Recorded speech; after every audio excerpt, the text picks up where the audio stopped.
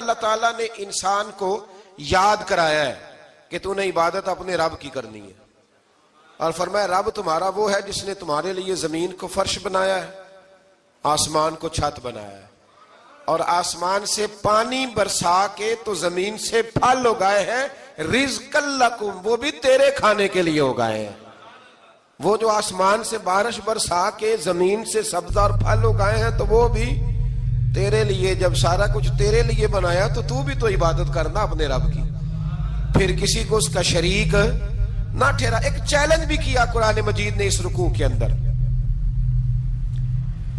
کہا کرتے تھے مکے کے لوگ کہ آپ قرآن مجید کی آیتیں نبی کریم علیہ السلام سے کہا کرتے تھے کہ معاذ اللہ آپ خود بناتے ہیں، بنا کے لاتے ہیں۔ تو اللہ کریم نے فرمایا وَإِن كُنتُمْ فِي رَيْبٍ مِّمَّا نَزَّلْنَا عَلَىٰ عَبْدِنَا فَأْتُوا بِسُورَةٍ مِّن مِّثْلِهِ، اگر تمہیں شک ہو نا اس میں جو ہم نے بندہ خاص پہ نازل کیا ہے تو تم بھی اس جیسی ایک صورت بنا کے لاؤ۔ پڑھے لکھے تو تم بھی ہو نا، مکے میں تم بھی رہتے ہو، تو ایک صورت بنا کے لاؤ۔ قرآن مجید ہم سے چھینا گیا ہے سازش کے تحت، اس لیے کہ جس قوم کو قرآن آ جاتا ہے نا پھر کوئی کافر اس کا مقابلہ نہیں کر سکتا۔ دیکھیں نا اگر کافروں کے پاس جواب ہوتا قرآن پاک کا تو بدر اور احد میں نا کوئی آیت بنا کے لاتے، قرآن کے مقابلے کی تلواریں لے کے نہ آتے، ان کے پاس جواب ہی نہیں تھا۔ اور قیامت تک کسی کافر کے پاس قرآن مجید کا کوئی جواب، قرآن کا کوئی جواب، قسم اللہ کی جواب کوئی نہیں، قرآن اس کا کوئی جواب نہیں۔ کیا بات ہے قرآن پاک کی۔ وہ ایک دفعہ مسلمہ کذاب بے ایمان کہنے لگا میں نے بنا لیا ہے قرآن پاک کا جواب، معاذ اللہ۔ جواب کیا بنایا؟ وہ صورت ہے نا القاریہ ملقاریہ وما ادراک ملقاریہ، کھڑکھڑانے والی کیا ہے، کھڑکھڑانے والی تمہیں کیا پتا کیا ہے کھڑکھڑی، قیامت کا ذکر ہے۔ کہنے لگا میں نے اس جیسی صورت بنا لیا، تو کیا بنایا؟ الفیل ملفیل وما ادراک ملفیل۔ کہنے لگا ہاتھی، تمہیں کیا پتا کیا ہاتھی، تم کیا جانو کیا ہاتھی۔ تو پاس جو اس کے اپنے بیٹھے تھے نا چیلے، وہ کہنے لگے چپ کر جا، سارے زمانے کو پتا ہے ہاتھی کیا ہوتا ہے۔ تو پاگل ہے، اس کے دو کان ہوتے ہیں، ایک سونڈ ہوتی ہے، چار اس کے پیر ہوتے ہیں۔ بیوقوف آدمی قرآن کا مقابلہ کرنا ہے تو وہ چج کے ساتھ کر، پاگلوں کی طرح مقابلہ کرے گا، جوتے کھائے گا بھی ہمیں بھی پڑھوائے گا۔ تو قرآن مجید کا کوئی مقابلہ کر سکا؟ تو اس آیہ مبارکہ میں اللہ نے کافروں کو یہ کہا اگر مقابلہ نہیں کر سکتے تو پھر اللہ سے ڈرو، ورنہ دوزخ میں ڈالے جاؤ گے، وہ جس کا ایندھن آدمی اور پتھر ہے، اور بنائی بھی کافروں کے لیے گئی ہے۔ اعدت للکافرین، جہنم کس کے لیے بنائی گئی ہے؟ کافروں اور منافقوں کے لیے، مسلمانوں کے لیے بنائی گئی۔ مسلمان مرضی سے چھلانگے لگائیں تو ان کی موج ہے، ورنہ ان کے لیے جہنم، ان کے لیے اللہ نے جنت بنائی ہے۔ اور یہ بات کرتے ہی رب کریم نے فرمایا اے محبوب علیہ الصلوۃ والسلام مومنوں کو خوشخبری دے دے کہ اللہ نے ان کے لیے جنت بنائی ہے، اس میں باغات ہیں، انہیں رزق دیا جائے گا کھانے کے لیے، اور اس میں انہیں پاکیزہ بیویاں دی جائیں گی، اور پھر وہ اس میں ہمیشہ رہیں گے، انہیں اس سے نکالا نہیں جائے گا۔ آگے جو آیات کریمہ ہے نا اس کے اندر اللہ تبارک و تعالیٰ نے فرمایا ہے کہ اللہ حیا نہیں کرتا سمجھانے کے لیے، مچھر کی مثال بھی دینی پڑے۔ فرمایا قرآن سے کچھ لوگ ہدایت حاصل کرتے ہیں اور کچھ گمراہ ہو جاتے ہیں۔ جب لوگ اپنی مرضی کی تشریحات چاہتے ہیں تو گمراہ ہوتے ہیں، اور جب قرآن کو رسول اللہ صلی اللہ علیہ وسلم اور امت مسلمہ کی تشریحات کی روشنی میں سمجھتے ہیں تو پھر اللہ ہدایت عطا فرماتا ہے۔ پھر اللہ تبارک و تعالیٰ نے آگے ارشاد فرمایا حضرت آدم کی پیدائش کا واقعہ۔ مفسرین نے لکھا اللہ نے مشورہ کیا تھا فرشتوں سے، وَإِذْ قَالَ رَبُّكَ لِلْمَلَائِكَةِ إِنِّي جَاعِلٌ فِي الْأَرْضِ خَلِيفَةً، لیکن کچھ مفسرین کہتے ہیں کہ اللہ کو ضرورت نہیں فرشتوں سے مشورہ کرنے کی، اللہ نے فرشتوں سے مشورہ نہیں کیا، بلکہ رب نے انہیں آگاہ فرمایا تھا کہ میں لگا ہوں زمین پہ اپنا نائب بنانے، میں خلافت دینے لگا ہوں زمین پہ۔ اب یہ تو دینے والی کی مرضی ہے نا اس نے کس کو دینی ہے، یہ تو دینے والے کی مرضی ہے نا اس نے۔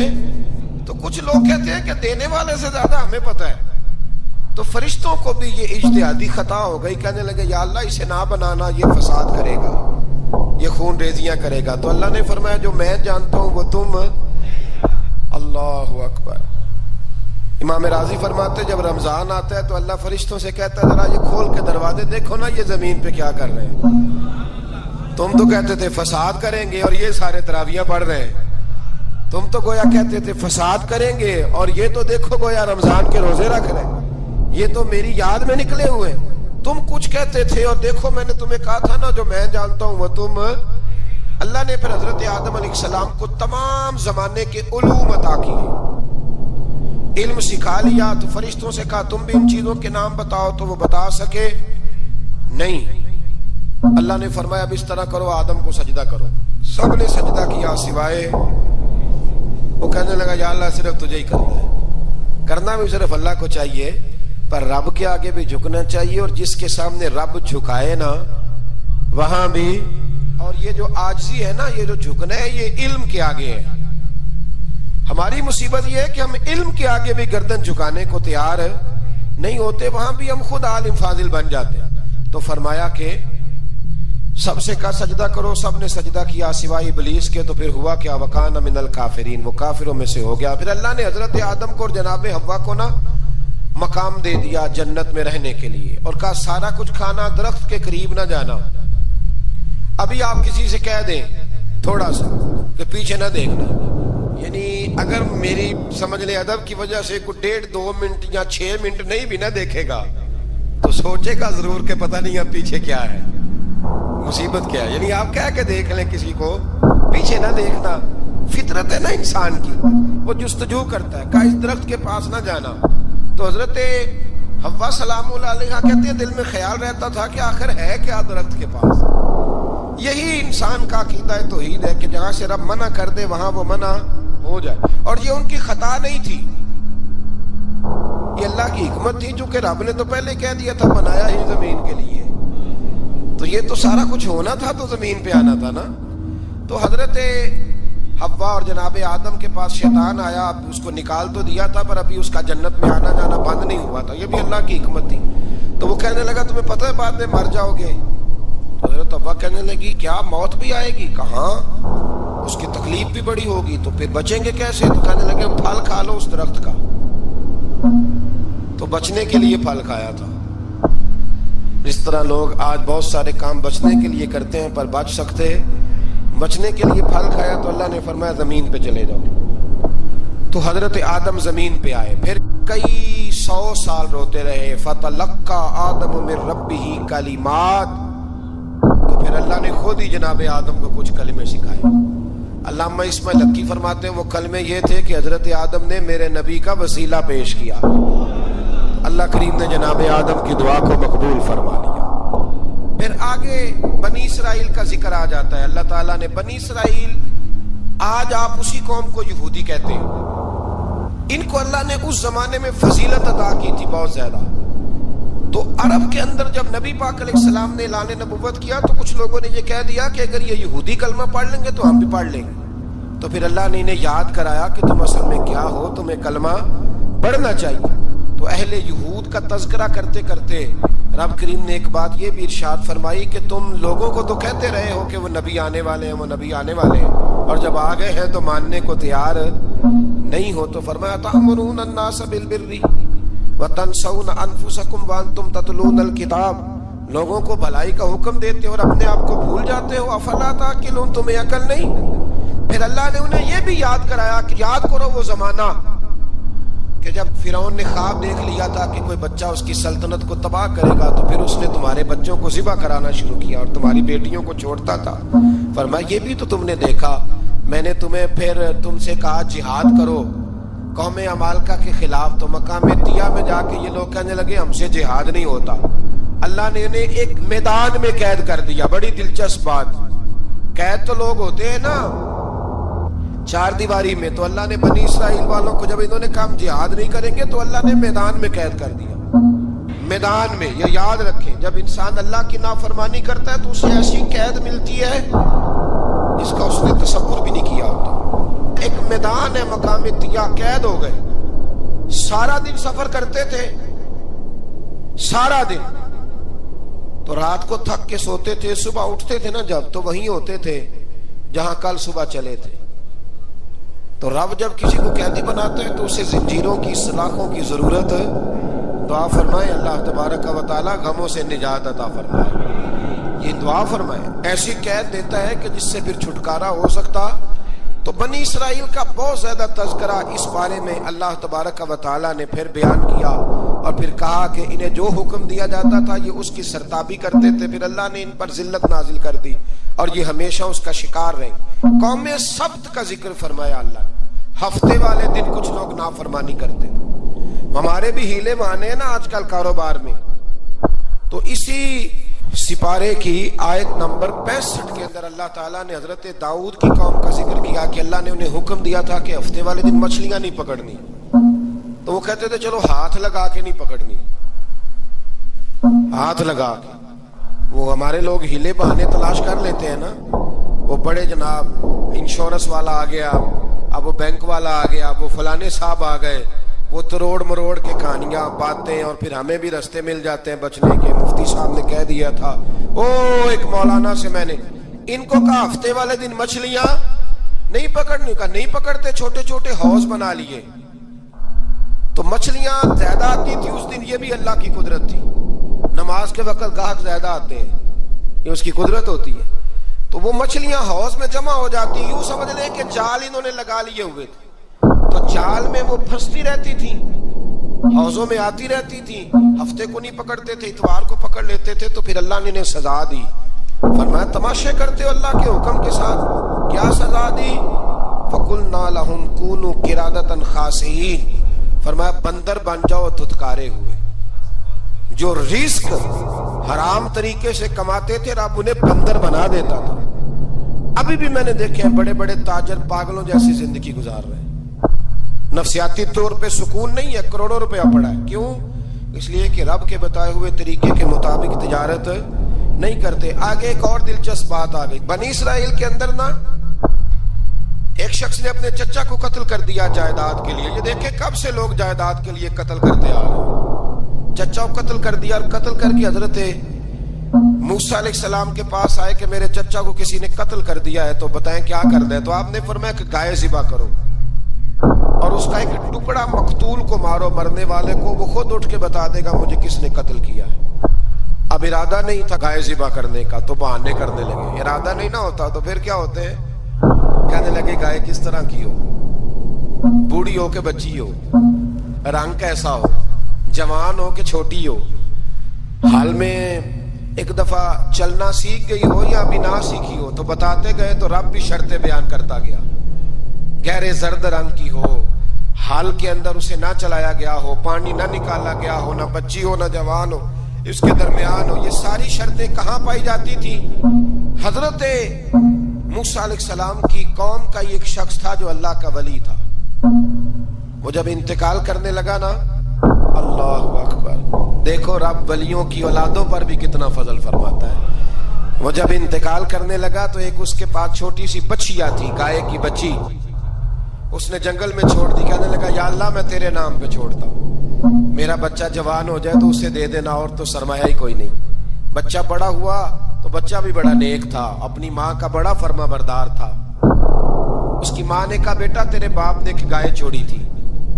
تو بچہ جنگل میں گیا اور جا کے کہنے لگا اے اللہ میری گائے مجھ سے ملا دے. تو رب کریم نے وہ گائے واپس کر دی. وہ گائے گھر لے آیا. اب وہ کہنے لگا اماں بیچ دوں, تو اماں کہنے لگی بیٹا میرے پوچھے بغیر نہ بیچنا. کئی دفعہ گاہک لگے پر اس نے کہا جب تک میری اماں نہ کہے گی میں بیچوں گا. ادھر بنی اسرائیل والے شرطیں جتنی گائے کے بارے میں پوچھ چکے تھے وہ ساری اسی گائے میں پائی جاتی تھی. تو یہ ڈھونڈتے ڈھونڈتے وہاں پہنچ گئے. تو کہنے لگے گائے چاہیے. تو اس نے کہا بھی تمہاری مرضی سے نہیں, قیمت میری مرضی کی. ایک مفسر نے تو یہاں تک لکھا ہے کہ اس نے کہا گائے ذبح کر کے نا, تو جتنا گائے کے اندر گوشت ہوگا نا اتنا ہی کھال کے اندر تو مجھے مال بھر کے دو گے, اتنے ہی سکے بھر کے دو گے, اتنی اشرفیاں بھر کے دو گے, تو پھر تمہیں گائے دوں گا. تو پھر یہ گائے انہیں ملی اور یہ گائے لے کر کے آئے. زیادہ سوالات نہ کرتے تو زیادہ الجھتے نہ. ہم بھی دین کے معاملے میں بڑے سوال جواب کرتے ہیں, اتنا سوال کریں جتنی اس کی ضرورت ہے. ان لوگوں نے سوالات زیادہ کیے تو پھر الجھ زیادہ گئے. تو میرے بھائی اس کا ذکر بھی اللہ تبارک و تعالیٰ نے پہلے پارے کے اندر بیان فرمایا. پھر اللہ کریم نے فرمایا کہ کچھ ایسے لوگ بھی ہیں یہودیوں میں سے جن کا دعویٰ ہو گیا ہے کہ ہم اللہ کے بڑے پیارے ہیں. فرمایا یہ صرف ان کے منہ کی باتیں ہیں, یہ تو قیامت میں پتہ چلے گا نا کہ اللہ کا پیار کس کے ساتھ زیادہ ہے.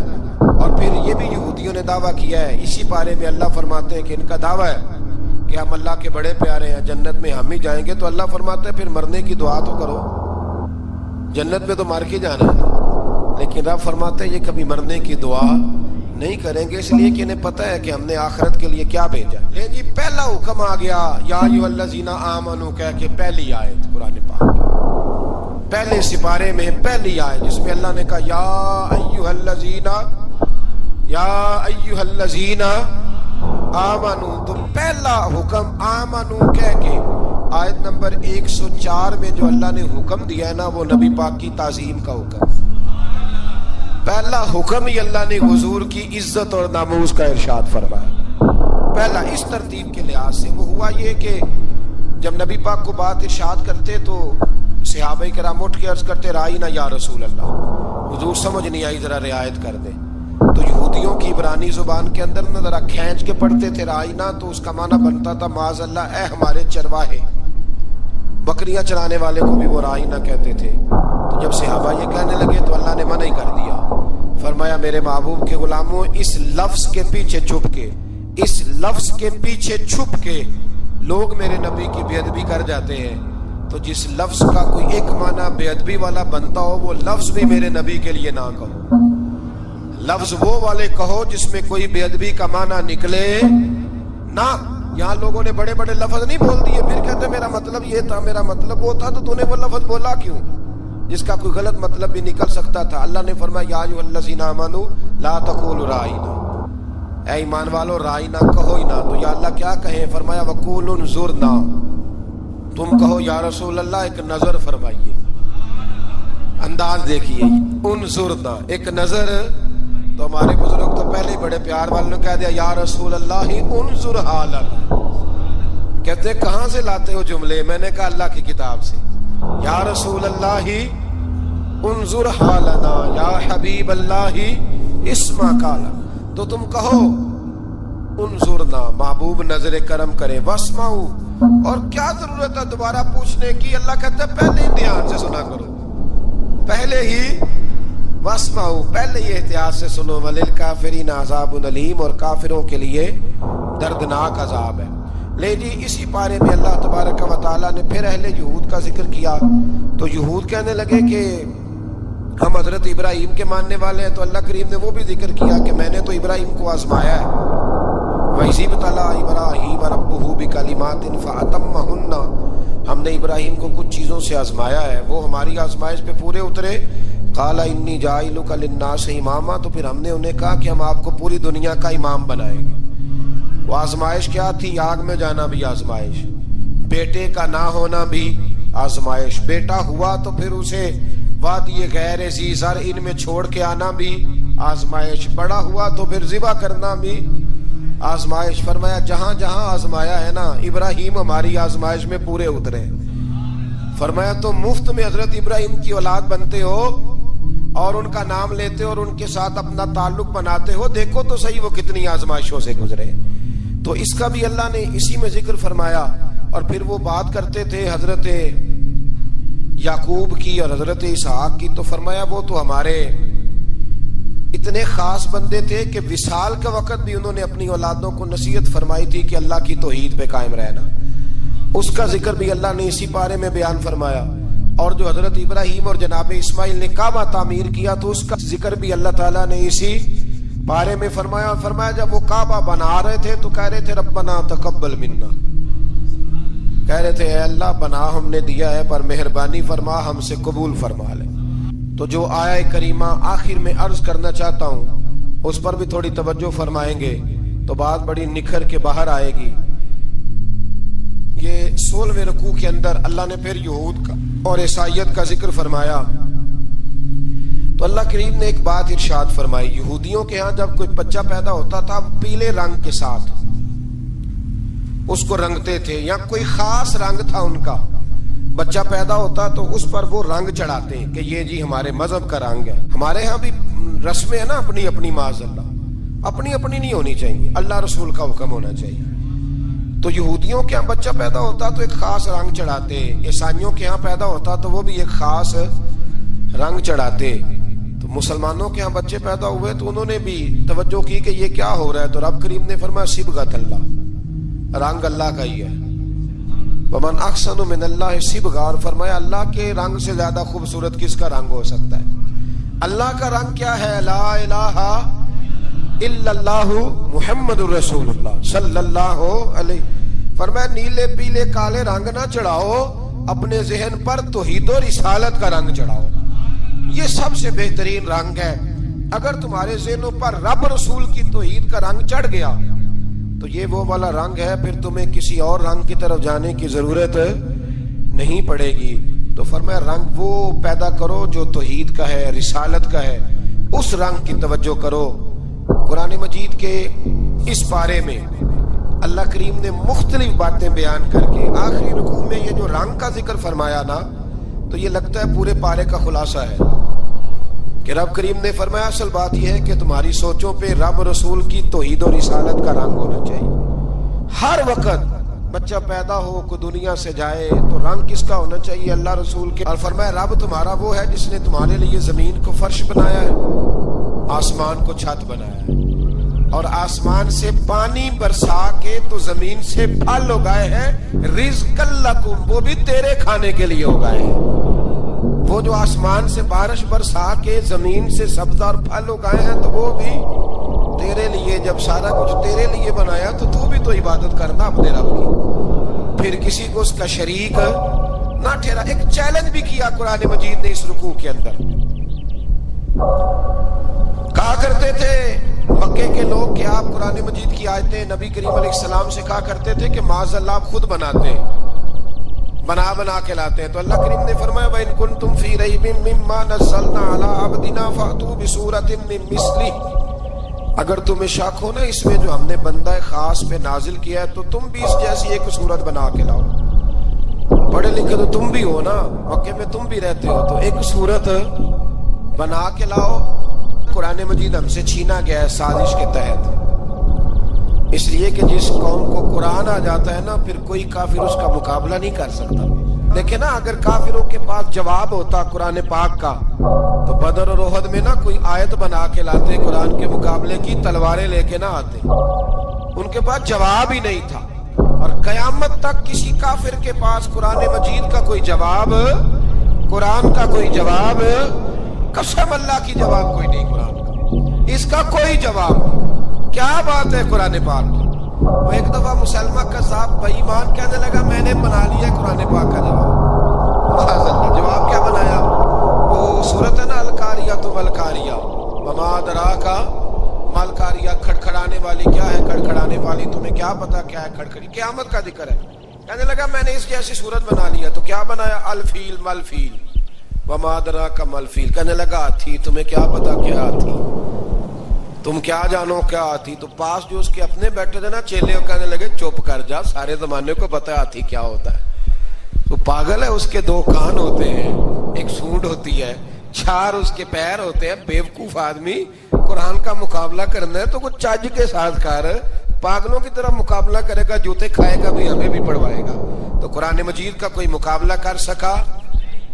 تو اس آیہ مبارکہ میں اللہ نے کافروں کو یہ کہا اگر مقابلہ نہیں کر سکتے تو پھر اللہ سے ڈرو، ورنہ دوزخ میں ڈالے جاؤ گے. وہ جس کا ایندھن آدمی اور پتھر ہے، اور بنائی بھی کافروں کے لیے گئی ہے. اعدت للکافرین، جہنم کس کے لیے بنائی گئی ہے؟ کافروں اور منافقوں کے لیے. مسلمانوں کے لیے بنائی گئی. مسلمان مرضی سے چھلانگے لگائیں تو ان کی موج ہے، ورنہ ان کے لیے جہنم، ان کے لیے اللہ نے جنت بنائی ہے. اور یہ بات کرتے ہی رب کریم نے فرمایا اے محبوب علیہ الصلوۃ والسلام، مومنوں کو خوشخبری دے دیں کہ اللہ نے ان کے لیے جنت بنائی ہے، اس میں باغات ہیں، انہیں رزق دیا جائے گا کھانے کے لیے، اور اس میں انہیں پاکیزہ بیویاں دی جائیں گی، اور پھر وہ اس میں ہمیشہ رہیں گے، انہیں اس سے نکالا نہیں جائے گا. آگے جو آیات کریمہ ہے نا اس کے اندر اللہ تبارک و تعالیٰ نے فرمایا ہے کہ اللہ حیا نہیں کرتا سمجھانے کے لیے مچھر کی مثال بھی دینی پڑے. فرمایا قرآن سے کچھ لوگ ہدایت حاصل کرتے ہیں اور کچھ گمراہ ہو جاتے ہیں.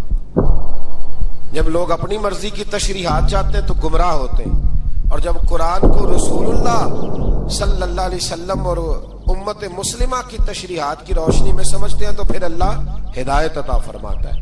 پھر اللہ تبارک و تعالیٰ نے آگے ارشاد فرمایا حضرت آدم کی پیدائش کا واقعہ. کچھ مفسرین نے لکھا اللہ نے مشورہ کیا تھا فرشتوں سے، وَإِذْ قَالَ رَبُّكَ لِلْمَلَائِكَةِ إِنِّي جَاعِلٌ فِي الْأَرْضِ خَلِيفَةً. لیکن کچھ مفسرین کہتے ہیں کہ اللہ کو ضرورت نہیں فرشتوں سے مشورہ کرنے کی. اللہ نے فرشتوں سے مشورہ نہیں کیا، بلکہ رب نے انہیں آگاہ فرمایا تھا کہ میں لگا ہوں زمین پہ اپنا نائب بنانے، میں خلافت دینے لگا ہوں زمین پہ.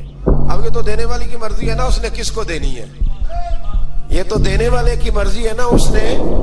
تو کچھ لوگ کہتے ہیں کہ دینے والے سے زیادہ ہمیں پتہ ہے. تو فرشتوں کو بھی یہ اجتہادی خطا ہو گئی، کہنے لگے یا اللہ اسے نہ بنانا، یہ فساد کرے گا، یہ خون ریزیاں کرے گا. تو اللہ نے فرمایا جو میں جانتا ہوں وہ تم. اللہ اکبر. امام راضی فرماتے جب رمضان آتا ہے تو اللہ فرشتوں سے کہتا ہے ذرا یہ کھول کے دروازے دیکھو نا یہ زمین پہ کیا کر رہے ہیں. تم تو کہتے تھے فساد کریں گے اور یہ سارے تراویح پڑھ رہے ہیں. تم تو گویا کہتے تھے فساد کریں گے اور یہ تو دیکھو گویا رمضان کے روزے رکھ رہے ہیں. یہ تو میری یاد میں نکلے ہوئے. تم کچھ کہتے تھے اور دیکھو میں نے تمہیں کہا تھا نا جو میں جانتا ہوں وہ تم. اللہ نے پھر حضرت آدم علیہ السلام کو تمام زمانے کے علوم عطا کیے، علم سکھا لیا. تو فرشتوں سے کہا تم بھی ان چیزوں کے نام بتاؤ، تو وہ بتا سکے نہیں. اللہ نے فرمایا اب اس طرح کرو آدم کو سجدہ کرو. سب نے سجدہ کیا سوائے وہ. کہنے لگا یا اللہ صرف تجھے ہی کرنا ہے. کرنا بھی صرف اللہ کو چاہیے، پر رب کے آگے بھی جھکنا چاہیے، اور جس کے سامنے رب جھکائے نا وہاں بھی. اور یہ جو عاجزی ہے نا، یہ جو جھکنا ہے یہ علم کے آگے ہے. ہماری مصیبت یہ ہے کہ ہم علم کے آگے بھی گردن جھکانے کو تیار نہیں ہوتے، وہاں بھی ہم خود عالم فاضل بن جاتے ہیں. تو فرمایا کہ سب سے کہا سجدہ کرو. سب نے سجدہ کیا سوائے ابلیس کے. تو پھر ہوا کیا وکان من الکافرین، وہ کافروں میں سے ہو گیا. پھر اللہ نے حضرت آدم کو اور جناب حوا کو نا مقام دے دیا جنت میں رہنے کے لیے، اور کہا سارا کچھ کھانا، درخت کے قریب نہ جانا. ابھی آپ کسی سے کہہ دیں تھوڑا سا کہ پیچھے نہ دیکھنا، یعنی اگر میری سمجھ لیں ادب کی وجہ سے کوئی 1.5-2 منٹ یا 6 منٹ نہیں بھی نہ دیکھے گا تو سوچے گا ضرور کہ پتہ نہیں اب پیچھے کیا ہے، مصیبت کیا ہے. یعنی آپ کہہ کے دیکھ لیں کسی کو، پیچھے نہ دیکھنا. فطرت ہے نا انسان کی، وہ جستجو کرتا ہے کہ اس درخت کے پاس نہ جانا. تو حضرت حوا سلام اللہ علیہ کہتے ہیں دل میں خیال رہتا تھا کہ آخر ہے کیا درخت کے پاس. یہی انسان کا عقیدہ توحید ہے کہ جہاں سے رب منع کر دے وہاں وہ منع ہو جائے. اور یہ ان کی خطا نہیں تھی، یہ اللہ کی حکمت تھی، چونکہ رب نے تو پہلے کہہ دیا تھا بنایا ہی زمین کے لیے، تو یہ تو سارا کچھ ہونا تھا تو زمین پہ آنا تھا نا. تو حضرت حوا اور جناب آدم کے پاس شیطان آیا. اب اس کو نکال تو دیا تھا پر ابھی اس کا جنت میں آنا جانا بند نہیں ہوا تھا، یہ بھی اللہ کی حکمت تھی. تو وہ کہنے لگا تمہیں پتہ ہے بعد میں مر جاؤ گے. تو حضرت حوا کہنے لگی کیا موت بھی آئے گی؟ کہاں، اس کی تکلیف بھی بڑی ہوگی، تو پھر بچیں گے کیسے؟ تو کہنے لگے پھل کھا لو اس درخت کا. تو بچنے کے لیے پھل کھایا تھا. اس طرح لوگ آج بہت سارے کام بچنے کے لیے کرتے ہیں پر بچ سکتے. بچنے کے لیے پھل کھایا تو اللہ نے فرمایا زمین پہ چلے جاؤ. تو حضرت آدم زمین پہ آئے. پھر کئی 100 سال روتے رہے. فتلقى آدم من ربہ کلمات.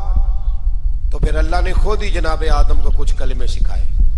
علامہ اسماعیل حقی فرماتے ہیں وہ کلمے یہ تھے کہ حضرت آدم نے میرے نبی کا وسیلہ پیش کیا، اللہ کریم نے جناب آدم کی دعا کو مقبول فرما لیا.